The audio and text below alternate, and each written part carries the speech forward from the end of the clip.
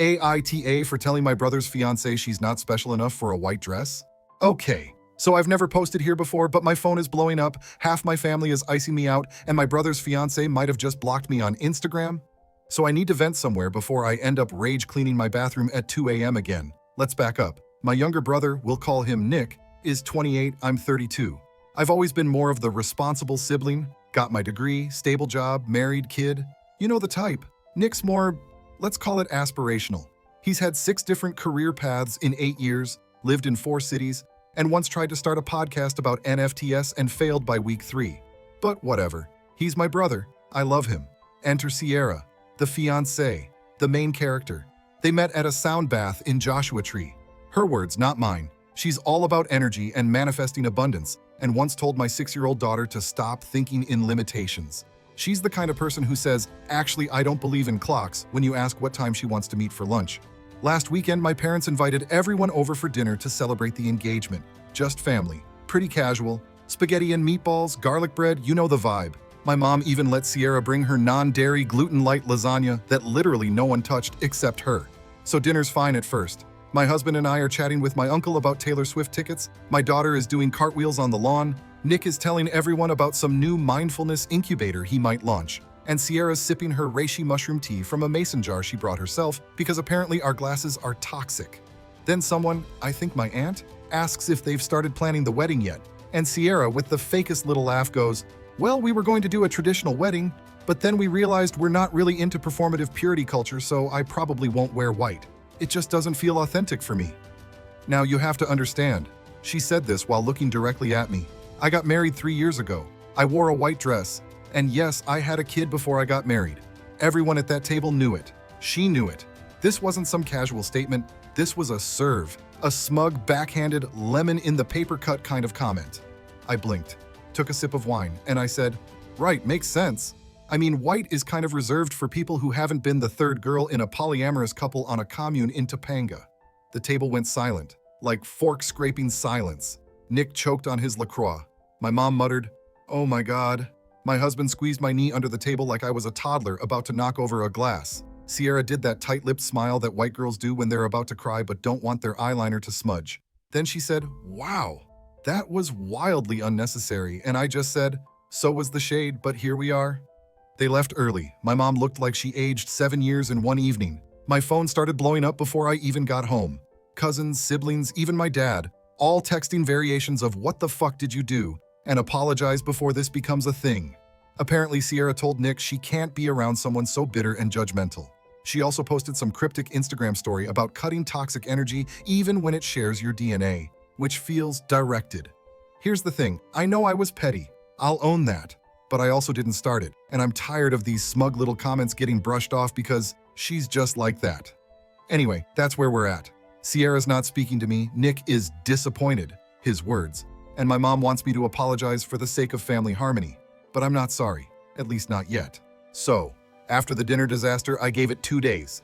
2 full days of letting the dust settle, hoping maybe Nick or Sierra would reach out first. They didn't. Instead, I got a text from my mom, not a call, a text, that said, I think it would be healing if you reached out. For everyone's sake. Love you, okay. Healing for who exactly? Anyway, after dramatically reading that message aloud to my husband while stress-eating Cheetos in bed, I figured, fine, I'll reach out. I don't want this thing dragging out until Thanksgiving when we all pretend to be normal while passing around the cranberry sauce like it's not a grenade. So I called Nick. He answered on the 3rd ring, all breathy, like I interrupted his yoga session or something. Me. Hey, got a sec? Nick. Sure. I was just doing breath work. Me. Cool. I'm just doing the work of being your sister who's apparently a toxic life force. Nick. Okay. I don't want this to get hostile again. Hostile. Like I lit a match at dinner and started shouting scripture. I told him I was calling to clear the air, that I didn't want to be in a weird place with him or Sierra, but I also wasn't gonna lie and say I wasn't hurt by what she said. He hit me with, she didn't say anything about you. You just assumed it was about you. Oh, really? She made a whole soapbox moment about not wearing white because of purity culture at the exact table where her fiancé's sister, who had a kid out of wedlock, was sitting in a white wedding dress in her profile pic, and I'm just imagining that. I let that slide though. Deep breaths, mature sister mode. I said something like, okay, maybe I overreacted. I could have taken the high road. I'll own that. He goes, "Thank you. I'll tell her you're sorry." Hold up. I was like, no. I didn't say I was sorry, I said I overreacted. She also needs to acknowledge that what she said was kind of shady. And y'all, this man, this 28-year-old sentient man, bun of a brother, he sighs and goes, "Sierra just has a deeper emotional vocabulary than most people. You probably misread her tone." Let me tell you something, I have a vocabulary too. One, I was biting back every second of that call. But whatever. I texted Sierra later that night. I was civil. It read, "Hey, I know things got awkward the other night. I probably responded too harshly. That comment just hit a sore spot. Hope we can move forward." You know what I got back? "Thanks for sharing. I hope you take some time to unpack why it triggered you so intensely. That might be the real healing work." Excuse me, that's not a response. That's a passive-aggressive motivational poster in a therapist's waiting room. I showed the text to my husband and he legit dropped his phone on the floor and went, "Nope, nope, not doing this. That woman's on some goop-level delusion." The group chat with my cousins, who were all there at the dinner, exploded when I posted a screenshot. "Cousin Lila, what does she want you to do? Book a retreat in Sedona and cleanse your aura with kale?" "Cousin Kevin, I swear Sierra writes her captions in an ayahuasca tent." Anyway, the plot thickens. A couple days later, my mom calls, voice all shaky like she's just come from a funeral. "I just got off the phone with your Aunt Denise. Sierra told her you called her a SLT at dinner." I was stunned. I never said anything close to that, not even in spirit. But now this woman is straight up rewriting the script. Gaslight, gatekeep, girl boss, apparently. And now some of my extended family is pulling back, not texting, not liking posts, being super let's wait and see about everything. My grandma sent me a damn prayer candle with a note that said, "For forgiveness and humility." Like I'm the prodigal daughter who needs Jesus and a muzzle. So I decided to do something petty. I won't lie. I made a group chat called Wedding Thoughts with just me, my husband Lila, and Kevin. And I dropped a few suggestions in there. What if I show up to their wedding in a full white ball gown and tell her it's part of my healing journey? We should all bring mushroom tea and drink every time Sierra says honoring my truth. I'll gift them a mirror and write, "Hope you two can finally see who you really are." Okay, yeah, childish, but cathartic. The truth is, I'm not even mad about the white dress thing anymore. I'm mad that I'm being cast as the villain in someone else's wellness fairy tale. I'm mad that my brother doesn't have the spine to say, "Yeah, that was out of pocket, let's both move on." And I'm mad that somehow I need to do more healing work because I didn't smile through being low-key insulted in front of my kid. Anyway, that's where we're at. Okay, so it's a few weeks after the dinner fallout. Things are still icy. I'm still allegedly the toxic sister. My mom's trying to play diplomat like she's hosting the Geneva Conventions. Nick's ghosting the group chat unless someone posts a photo of a dog or says the words Taylor Swift. He's weirdly obsessed with her. We don't have time to unpack that. Then comes the bridal shower invite, and by invite, I mean my mom forwards me a Canva evite she clearly wasn't supposed to share because it said, "Intimate gathering of chosen women," in this cursive font that made me want to vomit glitter. Hosted at Sierra's friend Meadow's house. Yes, her name is actually Meadow. In Pasadena. The theme, divine femininity, a ceremony of sisterhood and softness. Number, I'm not kidding. Dress code, flowy whites, creams, or earth tones, nothing structured or harsh. No black food, plant-forward charcuterie, seasonal fruits, and herbal elixirs. Activities, goddess circle, gratitude journaling, possibly light breathwork.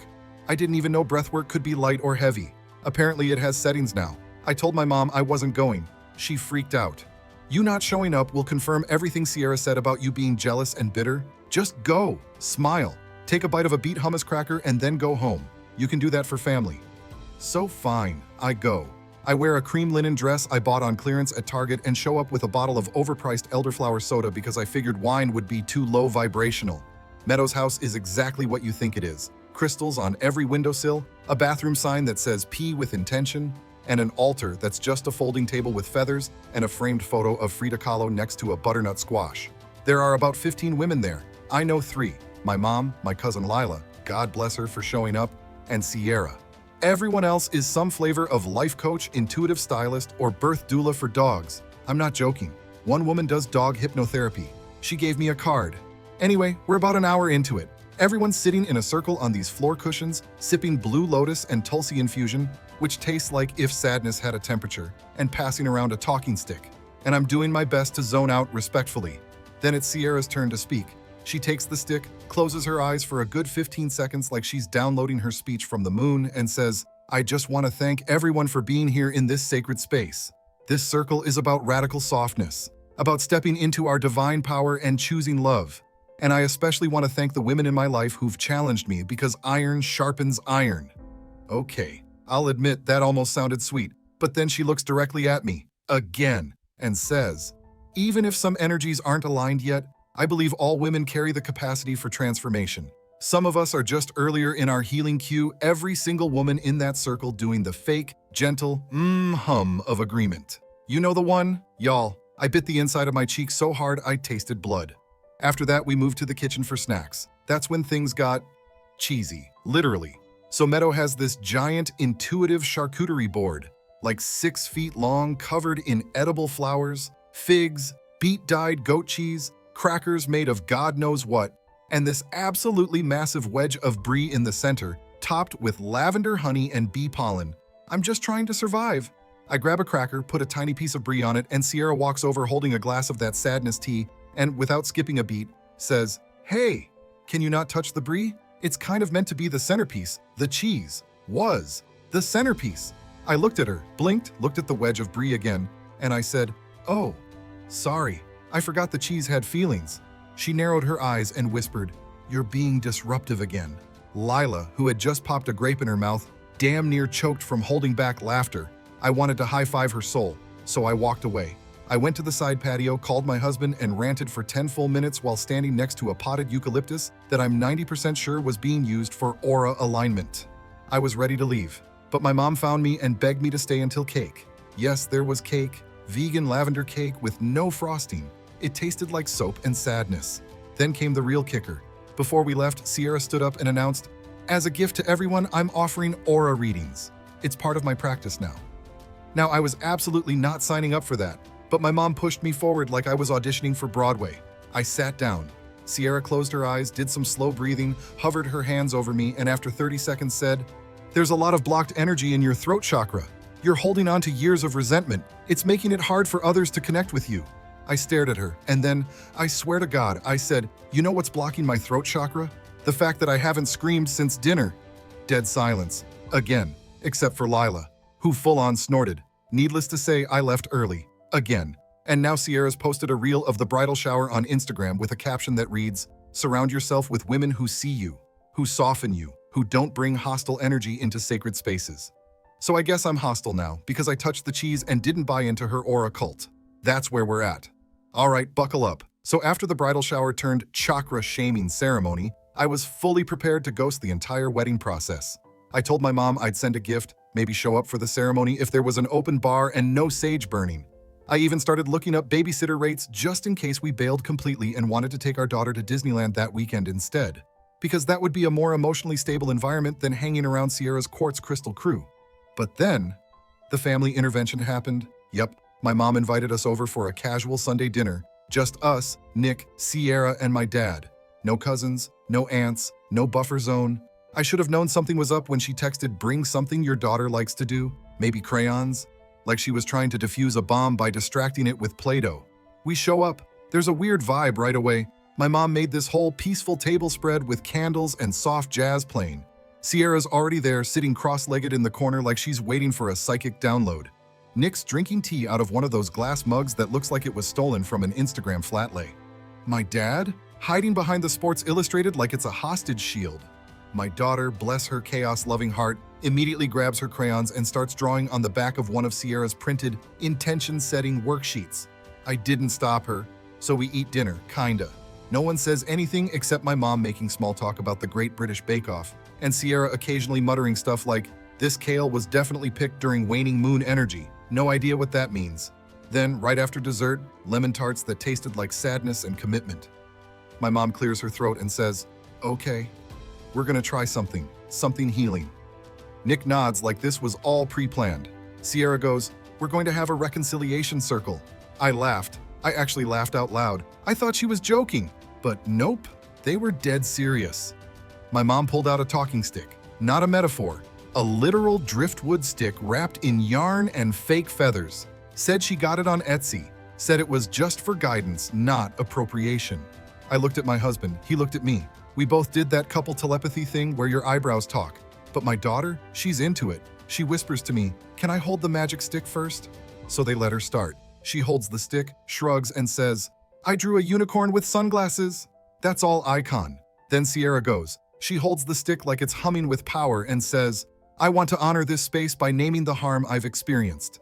Nick is nodding so hard I thought his neck might crack. She starts talking about microaggressions, about tone policing, about how women should lift each other up and not use pain as a weapon. And I'm sitting there literally biting my tongue because if I open my mouth, it'll be to ask how she thinks brie cheese is a fucking sacred object. Then it's my turn. I take the stick. My daughter's watching me like she's at a magic show. My husband's gripping his water glass like it's going to stop him from jumping into the conversation. And I say, "I appreciate the effort." I do. But this is not going to work if we're all pretending nothing happened.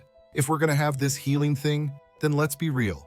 Sierra, you've made passive comments, multiple, about my life, my choices, and my family. And then you hide behind words like energy and alignment instead of just owning it. Sierra goes, "That's your perception?" I go, "No, that's your mouth. My perception is just noticing what came out of it." Then she starts crying, like full tears, wipes her eyes with her flowy sleeve and says, "I never felt safe around you. Your energy is so sharp. I'm always bracing for impact before I could say anything at all." My daughter from across the room says, "Maybe don't poke people if you don't want to get poked back." I swear to God, the entire room stopped. My mom gasped. Nick blinked. Sierra's mouth fell open like she forgot how gravity worked. I looked at her. I looked at my daughter. I said what she said. Sierra stands up and goes, "I don't have to absorb this kind of vibration." I'm leaving. Nick goes, "Maybe we should pause this." "It's not productive," Sierra storms out. My daughter asks if she can have another lemon tart. My husband? He high-fived her under the table. Later that night, I got a text from Nick, "You need to get your daughter under control." That wasn't okay. I didn't respond. The next day, my daughter made a drawing. It was a stick figure of Sierra with a storm cloud over her head and a speech bubble that said, "You're blocking my cheese energy." I hung it on the fridge. So after the reconciliation circle debacle, also known as the night my 6-year-old became the unintentional mouthpiece of justice, we went radio silent. No calls, no texts, no energy readings, just pure silence across the family group chat, which was honestly refreshing. Then the wedding invite arrived. Well, technically my mom forwarded me a PDF titled Ceremony of Union, Nick and Sierra's Sacred Joining, with an RSVP form that included checkboxes like, "I will attend in full presence and openness." "I will abstain from alcohol until after the vows to honor the divine frequency of union." "I will bring a token from nature to bless the altar." My husband's first reaction, "Do I have to write my name in runes or can I use cursive?" We RSVP'd, yes, mostly out of obligation. My mom begged. My dad offered to accidentally start a fire so we'd have an excuse not to go. He wasn't joking. The venue. It was held in Topanga Canyon, obviously, on a healing property that was really just a dusty patch of land with a barn, some fairy lights, and a goat named Ananda tied to a post with a flower crown on its head. The dress code? Barefoot optional, white or pastels only, no synthetic fabrics. So I wore a loose pink dress I found on Etsy and called it a day. My husband wore linen pants and looked like a reluctant cult member. My daughter wore a tiara and cowboy boots. 0 notes. We show up and right away I know it's gonna be a day. Guests are doing heart-opening meditations. Someone's smudging the welcome sign with sage. There's a woman offering sound bath samples near the porta potties. And Sierra's friend Meadow, she's wearing a crown made entirely of rosemary and crying before the ceremony even started. The seating situation now. Let's talk about the seating chart. Apparently, Sierra did not assign seats, but instead created intuitive groupings, where guests were meant to find their vibrational circle. My family ended up sitting near the composting toilets. I'm not even being dramatic. We were next to a table labeled Womb Wisdom Circle, and there were 2 women breastfeeding aggressively and a guy in a poncho playing the flute. Meanwhile, Sierra's side had the best view, the shade, and actual chairs. We had hay bales. My dad said his hemorrhoids were spiritually awakened. The ceremony. It begins with a gong. Not kidding. A man named Juniper hits a literal gong, and everyone turns to see Sierra walking down the aisle to a live didgeridoo. She's not in a wedding dress. She's in a sheer white caftan with silver face paint under her eyes and a crystal pendant the size of a doorbell hanging between her boobs. Her bridesmaids are barefoot and holding bundles of herbs. One of them is whispering what I can only assume are incantations. Nick's already at the altar, barefoot in a hemp suit, looking like a man who's one ayahuasca trip away from legally changing his name to Rising Wolf. Then Sierra gets to the altar. They do the whole hand fasting thing with a rope made of vines. Some guy reads a poem about moon cycles. There's a pause for everyone to breathe in unity, then it's vow time. Nick goes first. His are fine, generic, kind of sweet. You ground me. You inspire me. I can't wait to start a life of passion and presence with you. Whatever. Then Sierra takes the talking stick, of course it's the talking stick again, and starts. Y'all, her vows were not to Nick. She starts with, to the divine feminine that lives within me and around me. Then she thanks the moon, thanks the earth, thanks her own inner child. She cries thanking her childhood cat, Luna, for teaching her how to trust again. No mention of Nick for the first 2 minutes. I timed it. And when she finally gets to him, it's like, Nick, I honor your journey beside mine. May we grow, not into one but into 2 trees intertwined, never tangled. Nick looks like someone just hit him with a frying pan. The aftermath reception time, no DJ, just a Bluetooth speaker playing ambient rainforest noises and 2 women doing interpretive movement near the buffet, which, and I can't stress this enough, was just lentil salad and mushroom risotto in mason jars. Everyone's pretending it's normal. My daughter asked if she could dance. I said sure. She stood in the middle of the field and flossed until someone offered her a Palo Santo stick and asked her to cleanse the perimeter. And then, the final cherry on the chaos cake. Sierra makes a toast. She lifts a goblet, not a wine glass, a literal goblet, and says, may we all remember, no one belongs to anyone. This union is not possession. It is witnessing. It is expansion. And if we ever grow apart, let us not resist, but celebrate the evolution. Nick's face. I'll never forget it. It was the face of a man who just realized his marriage came with an escape hatch built in. My husband whispered, did she just pre-announce their future breakup in her wedding toast? My daughter, who had been half listening, goes, wait, so are they not married now? I wish I had a better ending. I wish I could say Nick pulled me aside later and admitted it was all a fever dream. But no, they left for their honeymoon the next day, to an intentional community in Costa Rica where phones aren't allowed and clothing is suggested. I haven't heard from them since. Sierra still hasn't unblocked me. My daughter, however, draws new pictures of wedding Sierra every week. Her latest has a speech bubble that says, thanks for coming. Also, marriage is a fluid construct. Honestly, she might have understood the whole thing better than any of us. So, was I the asshole? Or just the only one sober enough to see the red flags made of hemp? Either way, that's the story. Thanks for letting me get this off my chest. Thanks for watching. If you liked the story, hit subscribe. See you in the next one.